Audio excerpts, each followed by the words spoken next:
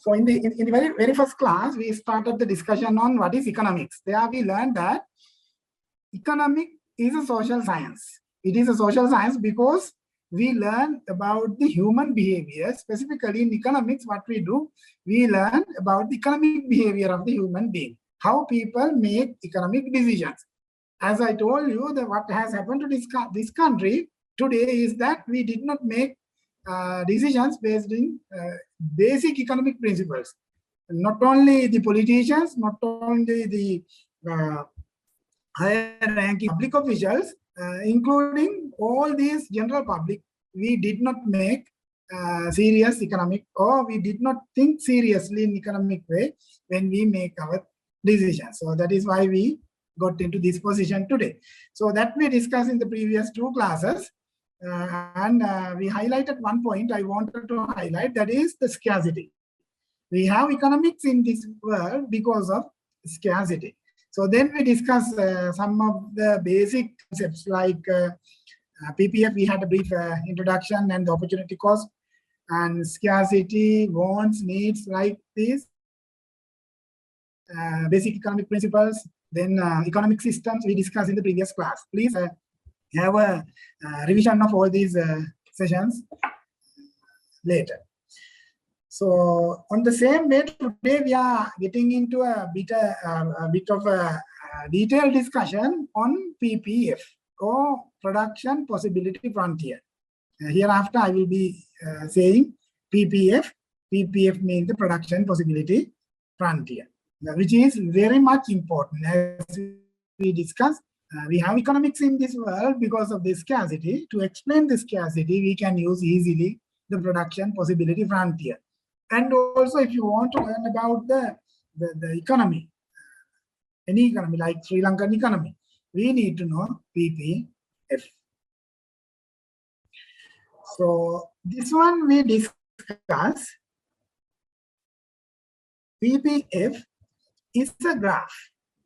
It's a graph that shows all the combinations of output that an economy can possibly produce given the available factors of productions. We discuss what are the factors of production, and given the technology, and also for a given period of time.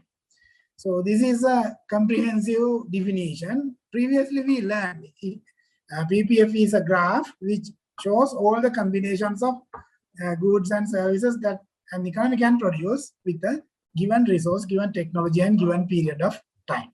So I think I don't want to explain that again, but what we did not discuss, as this example, the definition itself says, we are having certain assumptions. When we draw the Production Possibility Frontier, or the PPF, we are having certain assumptions.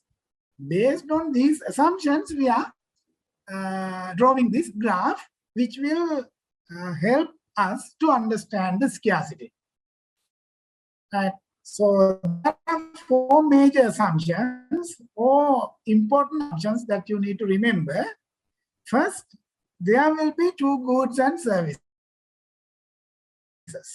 If you take Sri Lanka will have only two goods and services. For example, we will be producing only tea and rubber, or tea and garment. Is it a realistic assumption? Is it real that any economy will have only two goods and services? Will it be a real assumption?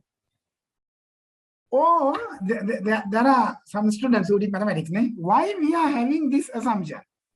There will be only two goods and services. The reason, because it is not realistic. If you take Sri Lanka, we will be producing thousands of goods and services, not only tea and garment, tea, coconut, rubber, paddy, vegetables, many other. Then why we are having this assumption? There will be only two goods and services. In fact, this is not a real assumption. You can relax this. You can relax this at any time, but for easy understanding, because now what we are going to do, we define that PPF is a graph. So it is very easy to draw two-dimensional graph. This is the reason. If you can draw any dimensional graph, then you can put any number of goods and services. Right? But since we are planning to do in a very simple way, we are going to do two-dimensional graph, so we will be having only two goods and services. If we can go for 3 dimensions, of course we can go for 3 goods and services, that all. Right? After that we cannot do if you are using the graphical mode. But if you are using mathematics or the algebra for the calculations, of course you can relax this and put n number of goods and services, which you will be doing in a higher order of economics, not at this level. The second assumption, resources are fully employed. We have this assumption because we have drawn the graph. If you want to be on the graph, we have to satisfy this full utilization of resources. If we are not using our resources fully, of course we are having a trouble. Then we will be not producing on the PPF, we will be producing somewhere else. I will explain that using the graph later. But remember the assumption, we employ all our resources. Not all the factors of production are fully employed.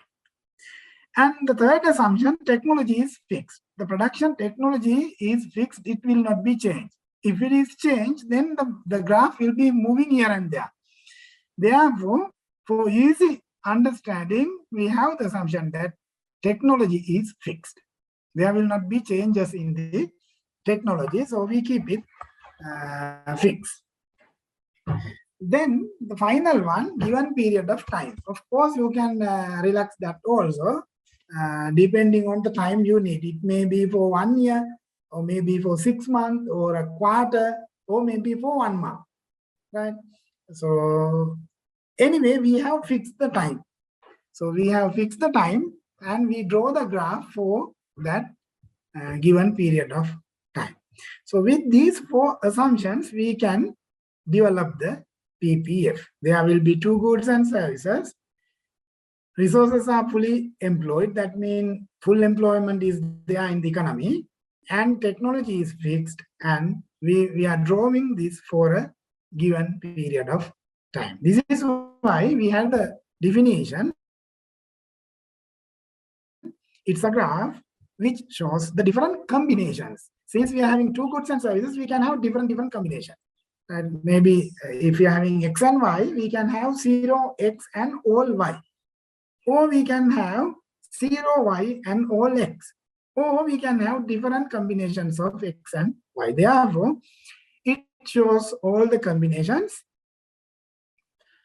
And with the available production technology and available factors of production with the given period of time.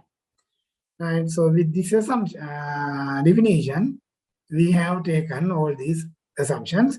In fact, they may not be realistic, but for easy understanding or easy learning, we are using these assumptions. We can relax them later.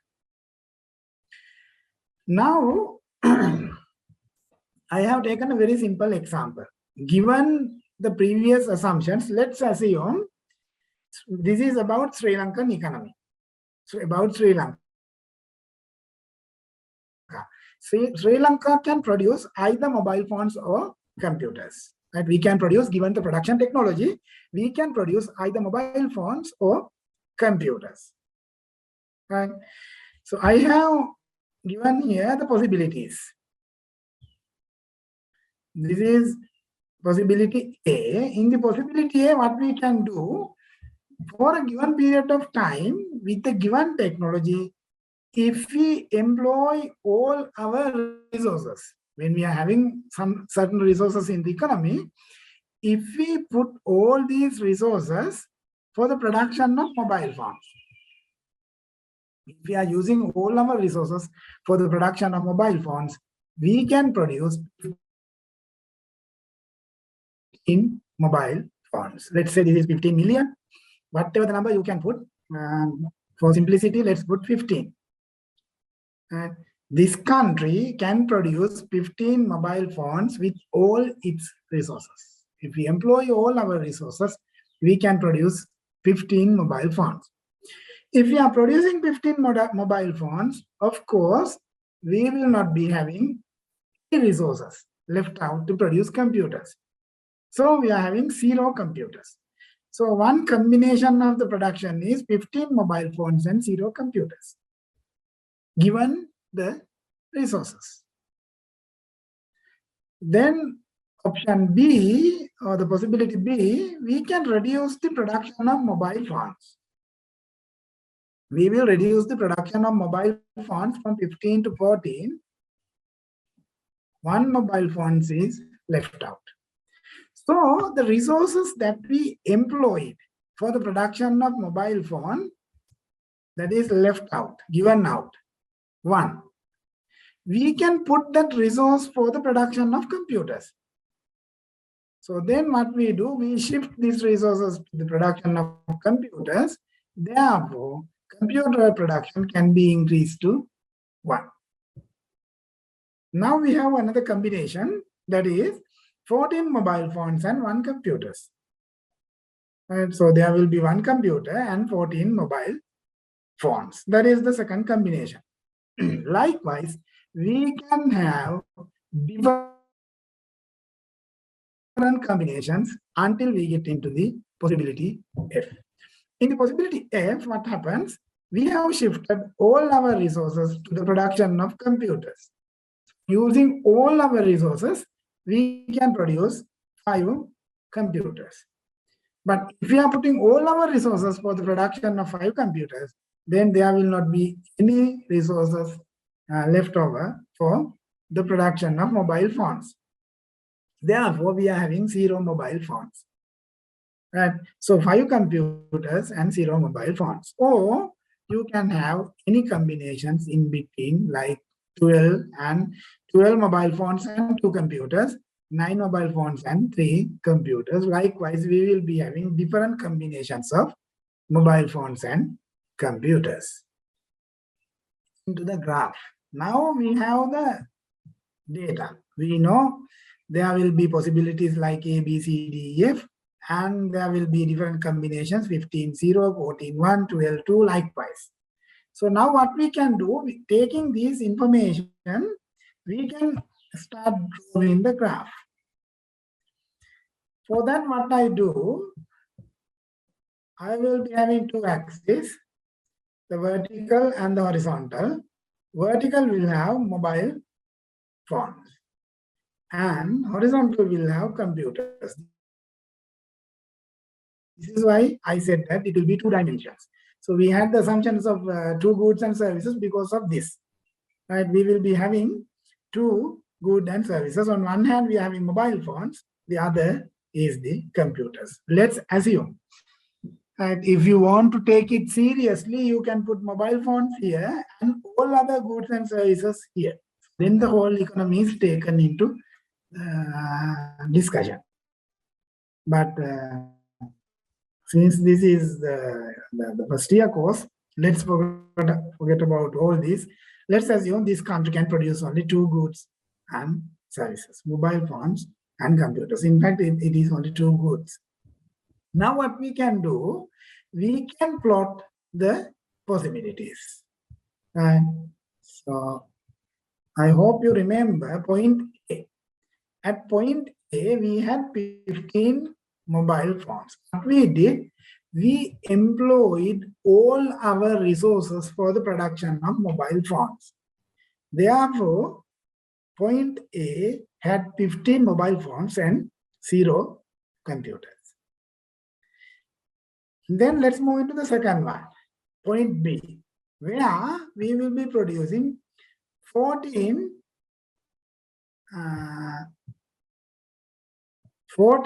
mobile phones and 1 computer.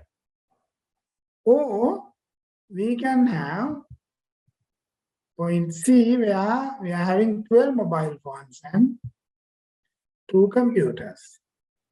OD 9 mobile phones and 3 computers. Likewise, we will be having different combinations given by A, B, C, D, E, and F.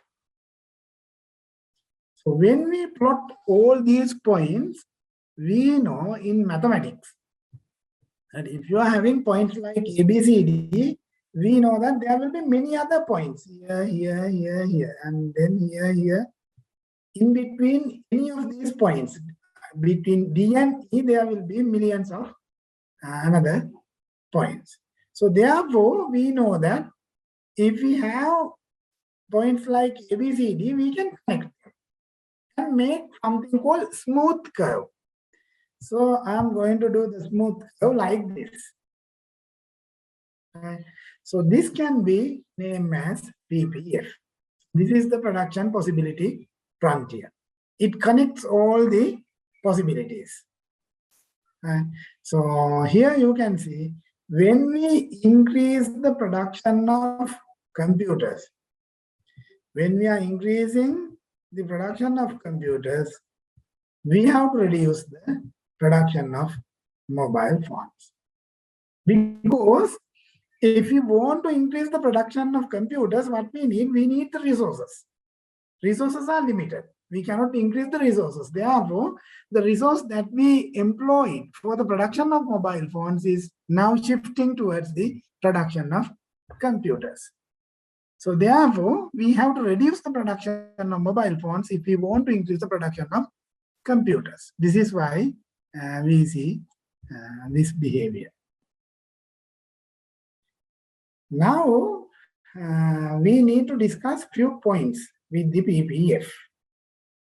And for example, we call, let's say this is point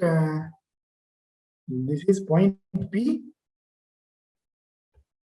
This point P is known as an attainable point, achievable point. We can achieve this point, no issue at all. Right? Because we can produce, let's say, 5 mobile phones, 5 mobile phones and 2 computers. No issue. With the given resources, we can produce 5 computers and 5 mobile phones and 2 computers because we have enough resources. If we want to produce 5 mobile phones, in fact, we can produce until somewhere here 3.5 of computers. Or if we want to produce 4 computers, we can produce somewhere around 5 mobile phones. Therefore, any point inside the PPF, any point inside the PPF or on the PPF, if you are giving any point on the PPF or inside the PPF, that point is known as an attainable point, achievable point. We can achieve that point, no issue at all. But if you take point Q is known as unattainable,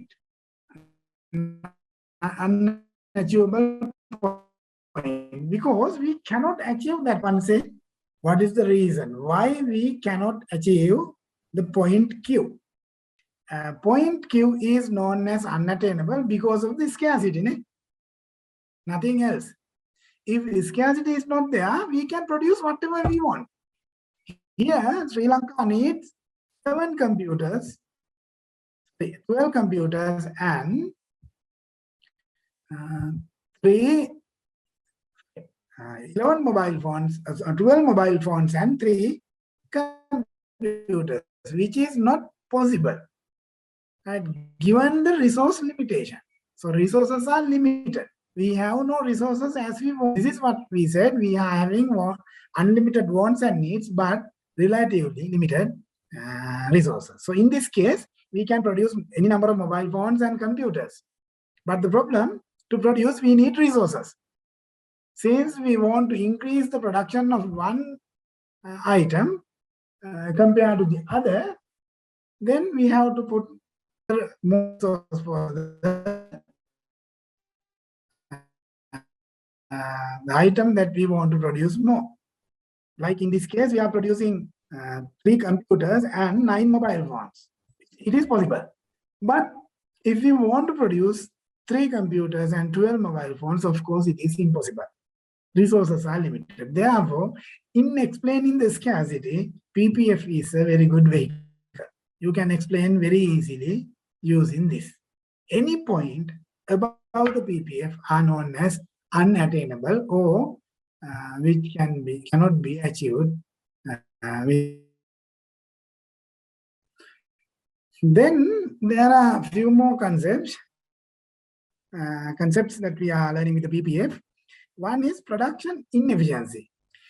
We can produce a point below the PPF. These are achievable, no issue. We can achieve them. We can get them. And any point on the PPF also achievable. Given the resource limitation, we can produce up to that. But if you take a point like Z, so we are having Z here, this one, and it is achievable, no issue, because it is below the PPF or inside the PPF. But it says we are going to produce 5 mobile phones and 3 computers. So 5 mobile phones and 3 computers, that is what we are going to produce. But with our resources, okay, but given our resources, we can produce more than that. And in the point is that what we are going to produce, we are going to produce 5 mobile phones and 3 computers. Whereas, given the availability of our resources, we can produce more. Like, we can produce 4 computers and 5 mobile phones. Therefore, any point below the PPF is known as achievable point, but inefficient. That point is not efficient. If we want to have an efficient production point, of course, we will have to produce on the PPF. If you are having like any point C, D, E, these are known as efficient points because we are utilizing all our resources. If you take point D, we are producing 9 mobile phones and computers. All our resources are employed.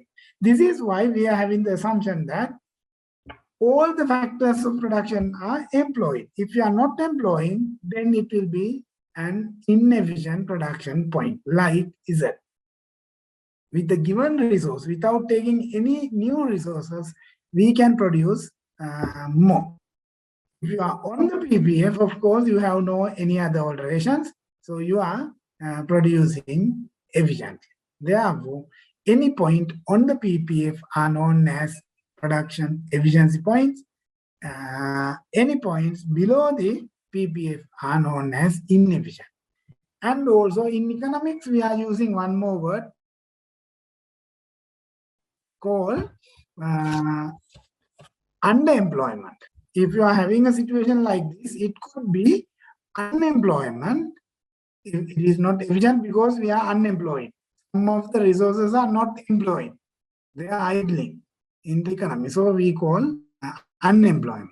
Or it can be underemployment. Underemployment means you have employment, but it is not up to the level which should be with you. Maybe given the education level, given the experience, likewise. And so you will be having a lower grade compared to the grade that you should have. So therefore, any point below the PPF is known as achievable, but they are inefficient. Inefficiency, it may be because of unemployment or underemployed resources are there in the economy. Production possibility frontiers will be having different shapes. Some of them are concave to the origin. I will explain what I mean by that. Some of them are concave to the origin. Concave to the origin means in economics, we are very specific. You know, like if you are having a PPF like this, we say this is a concave. concave to the origin. Here we are having the origin. Therefore, if the shape is like this, we say concave to the origin. The other one, if we have it like this, we say convex. Right? It is convex to the origin. So the PPF will be either concave to the origin or convex to the origin, or it could be linear. Just a straight line. I will show you all this very soon. And straight line. But anyway, whether it is concave, convex, or linear, there are certain reasons why it is happening. One reason is law of variable proportion. Law of variable proportion. That is the amount of fixed input, or variable inputs. The amount of variable input by the fixed input is getting changed or getting varied. Right? So in the beginning, it may absorb higher number of variable inputs, but with certain time we cannot do that. For example, let's assume our classroom. Our classroom, we will be having fixed input like the space. So space is fixed at the moment. We cannot change it in the short run. But we can change the number of students by changing the number of tables and chairs. So what we do, we keep the space fixed, and then we put more and more tables and chairs. But there's a limitation. There's a limitation. In the beginning, we will be having